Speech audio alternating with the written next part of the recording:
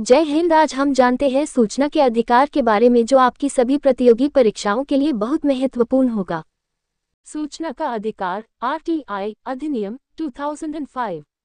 संदर्भ: भारतीय संविधान देश के नागरिकों को अभिव्यक्ति की स्वतंत्रता का अधिकार देता है, अर्थात देश के प्रत्येक नागरिक को किसी भी विषय पर अपनी स्वतंत्र राय रखने और उसे अन्य लोगों के साथ साझा करने का अधिकार है।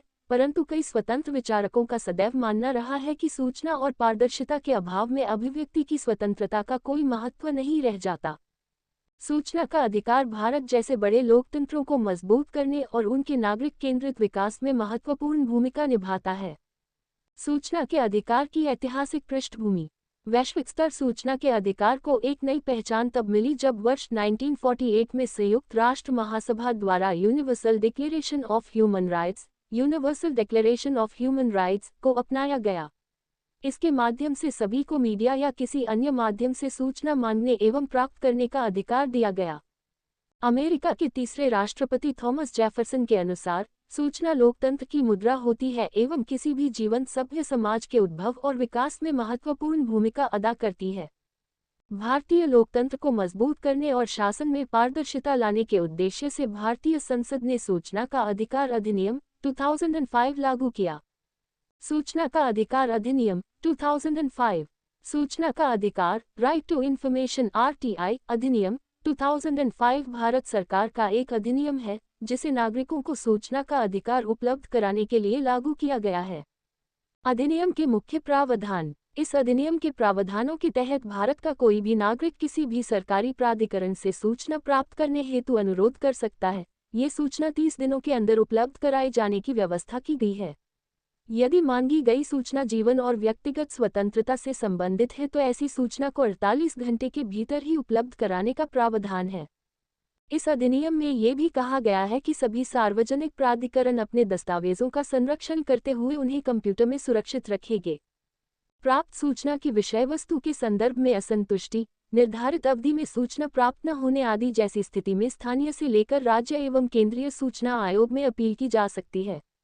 इस अधिनियम के माध्यम से राष्ट्रपति, उपराष्ट्रपति, प्रधानमंत्री, संसद व राज्य विधानमंडल के साथ ही सर्वोच्च न्यायालय, उच्च न्यायालय, नियंत्रक एवं महालेखा परीक्षक (सीएजी) और निर्वाचन आयोग (इलेक्शन कमीशन) जैसे संवैधानिक निकायों व उनसे संबंधित पदों को भी सूचना का अधिकार अधिनियम के दायरे में लाया गया है।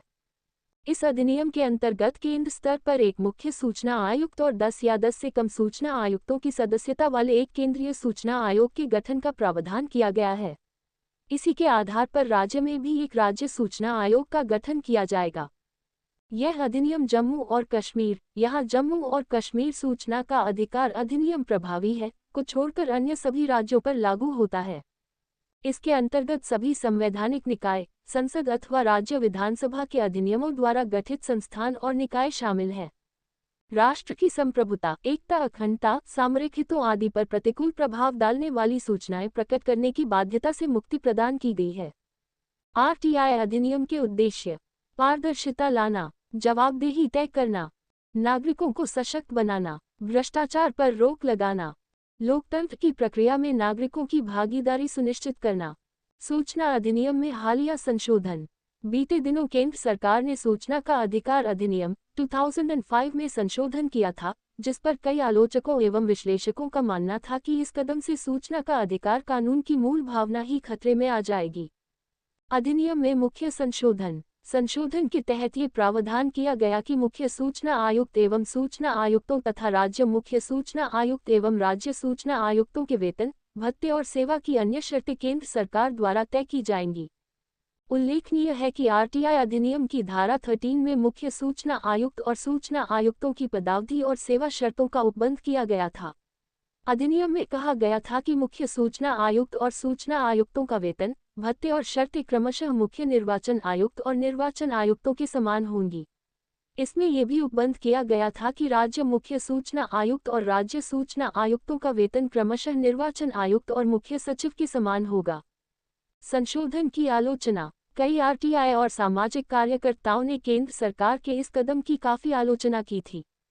कार्यकर्ताओं का कहना था कि इस प्रकार के संशोधन से केंद्र सरकार मुख्य सूचना आयुक्त एवं सूचना आयुक्तों तथा राज्य मुख्य सूचना आयुक्त एवं राज्य सूचना आयुक्तों के वेतन, भत्ते और सेवा की अन्य शर्तों के निर्धारण संबंधी शक्तियों के अधिग्रहण का प्रयास कर रही है, जिसके प्रभाव से इस संभावना को और अधिक बल मिलता है कि इन पदों पर बैठे लोग सरकार के प्रति अपनी वफादारी साबित करने में ज्यादा रुचि लेंगे, न कि आम नागरिकों के हित के कार्यों में।